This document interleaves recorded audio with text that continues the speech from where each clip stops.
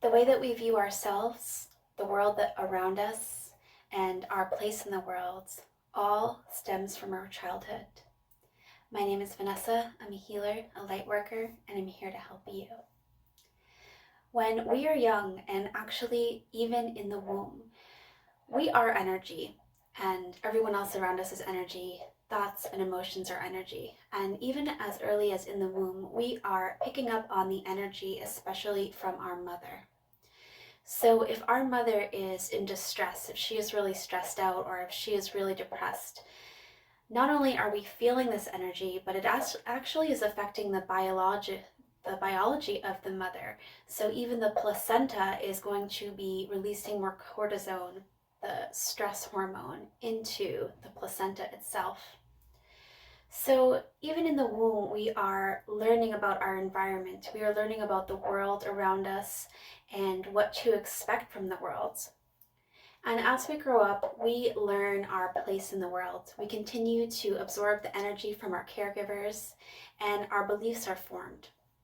So if our parents are stressed to no fault of their own due to the society pressure that they live in and just to the experiences and the hand that they were dealt with, then we are going to take on a belief that the world is stressful, the world is hard, life is hard.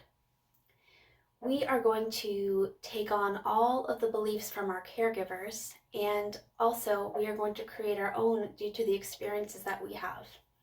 So for example, our parents are really stressed out, they are overworked, they are not having enough time for themselves to meet their own needs because there are too many bills that need to be paid and too many stressors in life without any teaching on how to deal with these emotions, where they're coming from, or what they even are.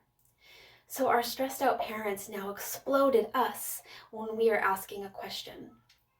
And we are going to internalize this. And we may think that we are not worthy, that we shouldn't ask questions. There are all kinds of things that our brain can come up with in this situation. So, especially in the first 7 years, we are forming our beliefs about the world, about other people, our place in the world, about who we are, about the qualities that are good, the qualities that we have that make us good, and the qualities that we have that make us bad. And these beliefs carry out into our adulthood. And they go into our subconscious. So we are not even aware that we are like puppets who are the strings of these early programs, these early beliefs are shaping the entire way that we view the world and behave in the world. But here's the good news. Having awareness of this, having awareness that many of the beliefs that we have about ourselves and the world around us and others around us all come from these early programs and these early beliefs. And we are able to go in and deconstruct these and to reestablish new beliefs about ourselves, others, and the world around us. So we don't have to stay here in this place. And the more awareness we can bring to the fact that our childhoods and the early beliefs that we develop, especially about ourselves and others and the world around us, are leading us. They are driving the vehicle of life for us. They are causing us to continue on paths and patterns that we can break. And this comes from awareness and the willingness and the intention of you to heal these wounds and to change these beliefs and patterns for yourself. I do have a video called Inner Childhood Wounds that you can check out, and there are a couple of ways that you can go in and heal your own childhood wounds. But just bringing awareness to the fact that when you have a belief, or when you have a thought, or when you give meaning to your life, that doesn't mean that that is true. And you have the ability to go in and challenge this belief. Ask yourself if you have a belief, for example, that life is hard or that the world is mostly a bad place. Where did this belief come from? Why do you have this belief? Is it true? Is it serving you, or is it harming you? Because it is not our benefit to believe certain things, like that the world is mostly a bad place, or that life is hard, or money is hard to come by. And one that I see almost everyone struggle with is the fact that we are worthy, and that we don't have to do anything to achieve this worthiness. We are already worthy.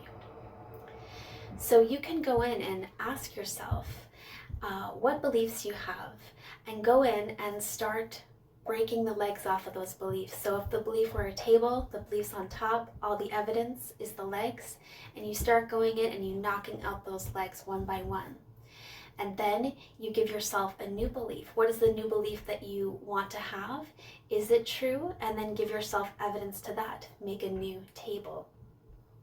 We are powerful creators of our world, and our parents mostly don't even know the wounds that they are causing. Like I used that example of just a stressed out parent. That is an absolute normal emotional reaction that many parents, almost all parents, have to life.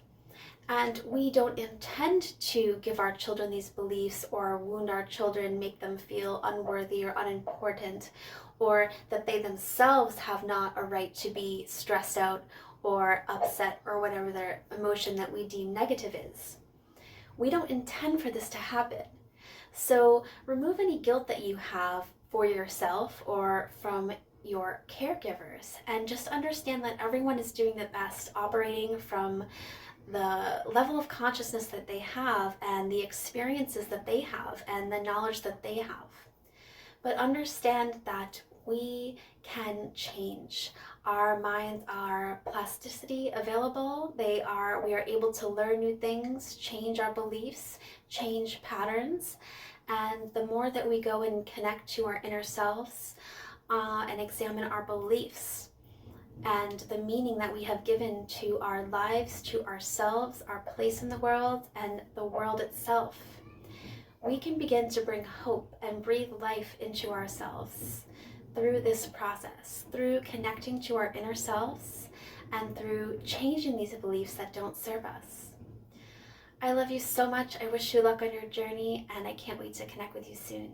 If this is your first time here, do me a favor and hit the subscribe button and also the bell. Thank you so much.